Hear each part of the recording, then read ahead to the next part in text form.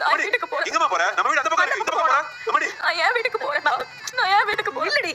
என்னதான் மயிலை கழுத்தை பிடிச்சி தள்ளுனாலும் பாவம் மயில் அவ ஒரு அப்பாவி. இதை நினைச்சு மயில் ரோட்ல உட்காந்து ஓன்னு அழுக.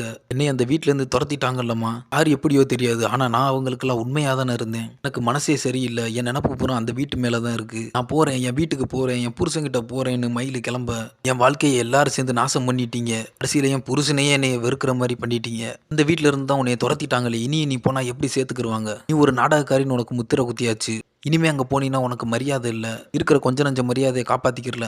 நம்ம வீட்டுக்கு போவோம்னு சொல்லி மயில் உங்கள் அம்மா மயிலை கூப்பிட, மயில் மனசு ஆறுறதுக்கு முன்னாடியே மயிலோட அம்மா, உன்னைய திரும்பவும் அந்த வீட்டுக்கு அனுப்பி வைக்க வேண்டியது என்னோட பொறுப்பு. இவ்வளோ பண்ண தெரிஞ்ச எனக்கு இது பண்ண தெரியாதா?